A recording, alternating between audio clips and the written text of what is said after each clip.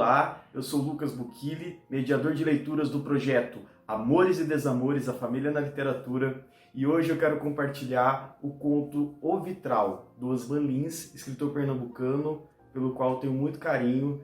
Esse conto ele foi retirado da seleção feita pela Sandra Netrini através da Editora Global, nesse livro, Osman Lins, Melhores Contos. E eu escolhi O Vitral porque esse projeto se propõe a pensar a família na literatura, e eu gosto muito desse conto por vários motivos, e a gente vai conversar um pouco sobre esses motivos que transpassam, né, também a minha experiência afetiva com o texto após a leitura. Então embarquem comigo nesse conto que eu acho lindíssimo. Diz assim: O Vitral. Desde muito, ela sabia que o aniversário este ano seria num domingo. Mas só quando faltavam 4 ou 6 semanas começara a ver na coincidência uma promessa de alegrias incomuns e convidar o esposo a tirarem um retrato. Acreditava que este haveria de apreender seu júbilo, do mesmo modo que o da primeira comunhão retivera para sempre os cânticos. Ora, temos tantos, respondera o homem. Se tivéssemos filhos, aí, bem, mas nós dois, para que retratos? 2 velhos. A mão esquerda erguida com o indicador e o médio afastados, parecia fazer da solidão uma coisa tangível. E ela se reconhecera com tristeza no dedo menor, mais fino e recurvo. Prendera grampos aos cabelos negros lisos, partidos ao meio, e levantara-se. Está bem, você não quer. A voz nasalada, contida, era um velho sinal de desgosto. Suas tolices, Matilde! Quando é isso? Como se a ideia a envergonhasse, ela inclinara a cabeça. Em setembro, dissera, no dia 24. Cai num domingo e eu... Ah, uma comemoração, interrompera o esposo. 20 anos de casamento? Um retrato ameno e primaveril, como nós.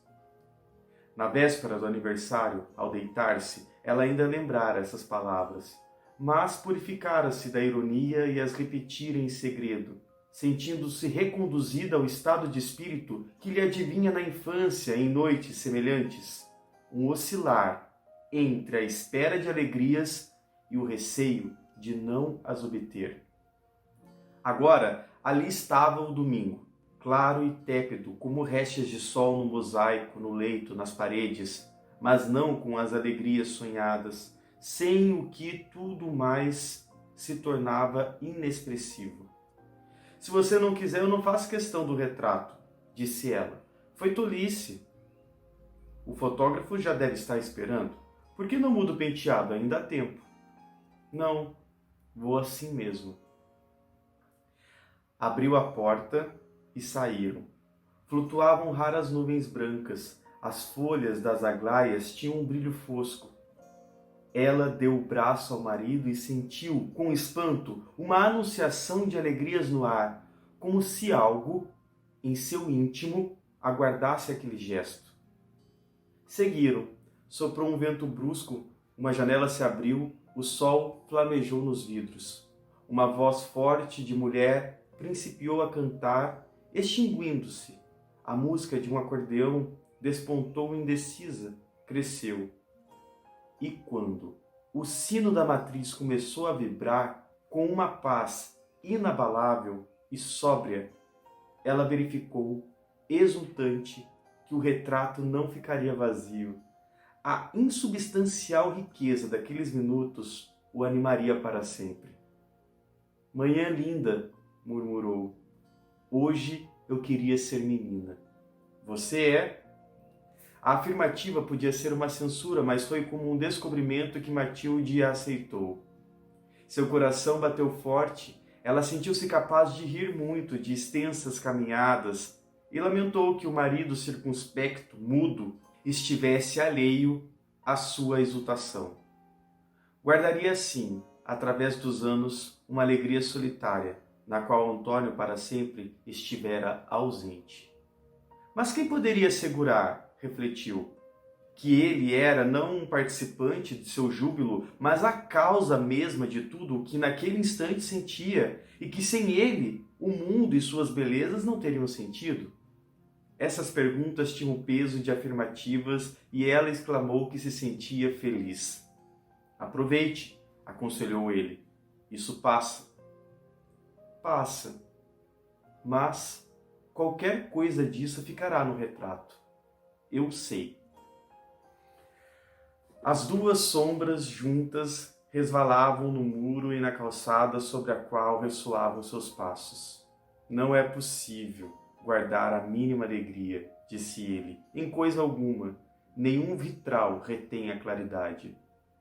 5 meninas apareceram na esquina, os vestidos de cambraia parecendo-lhes comunicar sua leveza, ruidosas, perseguindo-se, entregues à infância e ao domingo que fluíam com força através delas. Atravessaram a rua, abriram um portão e desapareceram. Ela apertou o braço do marido e sorriu, a sentir que um júbilo quase angustioso jorrava do seu íntimo. Compreendera que tudo aquilo era inapreensível. Enganara-se ou subestimara um instante ao julgar que poderia guardá-lo. Que esse momento me possua, me ilumine e desapareça, pensava. Eu o vivi. Eu o estou vivendo. Sentia que a luz do sol a trespassava, como um vitral. Esse é o conto do Osman Lins que eu escolhi para a leitura de hoje. Eu adoro esse conto por inúmeras questões. A principal delas é essa reflexão sobre a apreensão do tempo, a apreensão de uma experiência. Mas antes de falar especificamente sobre essa relação que eu tenho com o texto, eu gosto de pensar, já que esse projeto, né, o Amores e Desamores, a Família na Literatura, se propõe a refletir, a investigar, né, as diferentes estruturas, os diferentes signos, né, que compõem essa instituição, família. Eu gosto de olhar para essa família, né, que é composta por um casal que está completando, no momento do conto, 20 anos de casado, mas que ainda não teve a oportunidade de passar pela experiência da maternidade e da paternidade. E eu acho que aí a gente já quebra alguns paradigmas em relação ao conceito de família, né? Porque é uma mulher que provavelmente se sentiu muitas vezes cobrada. Eu falo isso porque eu conheço algumas mulheres que são casadas e que optaram por não ser mães. E eu fico pensando como que né, essa pressão social, de uma expectativa social de que um casal precisa gerar a sua prole, né? Precisa necessariamente gerar filhos. E nesse caso, e como tantos outros casos, esse casal não passou por essa experiência, mas o casamento existe, né? E essa mulher que provavelmente sofre, né, essa pressão social por não ser mãe, por não representar, né, essa figura materna, ela também, ao mesmo tempo, guarda em si pequenos júbilos e pequenas frustrações cotidianas. E eu fico pensando nesses silêncios que povoam, né, os desejos dessa mulher. Ela inicialmente tem o desejo de gerar uma fotografia no dia dos seus 20 anos de casamento. Ela já, antes de expor esse desejo ao marido, de alguma forma, ela já impõe uma autocensura, já também contando com essa expectativa de ser censurada, né? Do seu desejo de ser censurado, o que de fato acontece, mas mesmo assim o marido talvez, né, por compreender que é uma data comemorativa, cede ao desejo da esposa e eles vão então até essa praça onde tem essa igreja matriz, contratam esse tal fotógrafo e vão para lá. E aqui o Osman Lins usa uma metáfora que eu acho muito linda, que é a metáfora do vitral, que dá título ao conto, né? Ele diz que nenhum vitral retém a luz do sol. Então essa imagem, né, de que o vitral não é capaz de reter a luz do sol, ou seja, o vitral é transpassado, né, pela experiência da luz, é também uma analogia, né? É também uma forma de, uma metáfora, né? Mais do que uma analogia, das experiências que nos ocorrem, que nos acontecem, que é a experiência do real. Então, essa mulher que tem naquele momento, né, um júbilo, que sente uma profunda satisfação, um profundo prazer, de um desejo saciado, naquele momento em que ela está na praça e o vento sopra o vestido e as crianças correm e o sino da igreja toca, aquele momento que ela deseja aprender dentro de uma fotografia que é uma representação do real, né? Ela se dá conta que ela não apreende. E mesmo que posteriormente ela tente narrar essa experiência para si mesma, ela ainda assim não vai aprender. Porque, como já dizia o Roland Barthes, né, a linguagem ela não tem a experiência do real não tem representação análoga dentro da linguagem. E aí, né, dentro da teoria do Barthes, ele vai pensar que o poeta, ao tensionar esse regime da linguagem, né, ao tensionar o uso da linguagem, ele vai tentar transpassar essa incapacidade da linguagem tocar o real para chegar até um conceito de poesia. Mas apesar dela chegar à conclusão de que a fotografia não dá conta, né, de aprender a experiência, ela também se dá conta de que a experiência foi vivida, que ela, como mulher, desejou e experienciou esse desejo saciado, né?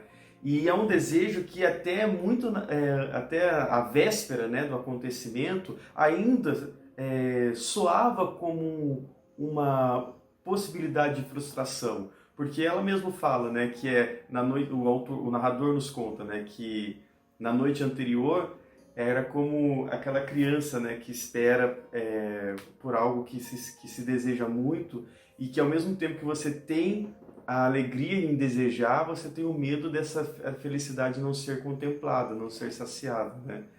E aí tem um paradoxo desse conto que eu acho que é a coisa mais profunda assim que me toca, que é o paradoxo sobre a questão se o marido é alheio ou não à experiência dela. Isso é muito legal, porque apesar dos dois, né, estarem convivendo dentro de um mesmo instante no espaço-tempo, né, os dois ocupam o mesmo espaço, o mesmo tempo, dentro de uma experiência que, a princípio, é uma experiência coletiva, pelo menos dos dois, mas ainda assim é uma experiência profundamente individual, porque o esposo atravessa esse dia, essa manhã, de uma maneira totalmente circunspecta, de uma maneira totalmente indiferente, alheio aos acontecimentos, aos atravessamentos, às afeições que a sua esposa sente durante toda a experiência dessa fotografia, né? E aí ela se pergunta, provavelmente essa experiência foi só minha, né? Será que ele é tão alheio a tudo isso? Mas ao mesmo tempo não, né? Ela mesma cria esse paradoxo para si mesma. Se não fosse também a presença dele, ainda que uma presença indiferente a tudo que acontece ao redor, se não fosse a presença dele, a minha própria felicidade não teria acontecido da forma que se configurou. E eu acho isso muito legal, porque ao mesmo tempo que vivemos experiências completamente individuais, né, e mesmo que acompanhados de outras pessoas, a nossa experiência será para sempre uma experiência profundamente subjetiva, íntima e individual, ainda assim nós dependemos da relação, né, da nossa relação com o outro, da nossa relação com o mundo, com o espaço, com o tempo, para que a nossa experiência individual se configure, né, como uma experiência. E eu acho que esse paradoxo é uma das coisas mais intrigantes e é também um pouco o que me provoca a pensar a experiência de família, né? Quando nós também olhamos para a nossa relação familiar, o nosso núcleo familiar, seja esse núcleo configurado da forma que for, né? Pai, mãe, irmãos, só pai e mãe e eu somente, sem outros irmãos, como filho único, sei lá. Não importa essa configuração de como ela se ocorra, ela, apesar de ser a família ser uma constituição pensada no coletivo, ela ainda assim é experienciada de forma muito individualmente, né? Cada elemento, cada sujeito da família experiencia a família de uma maneira muito única. E é por isso, né, que família é essa coisa tão complexa, tão constituídas de conflitos e desejos mútuos e ao mesmo tempo singulares, enfim, né? Acho que esse conto me traz todas essas e outras afeições, e eu convido vocês a conhecerem, a mergulharem um pouco mais, com um pouco mais de calma, né, com uma releitura desse conto lindíssimo que é O Vitral, do Osman Lins.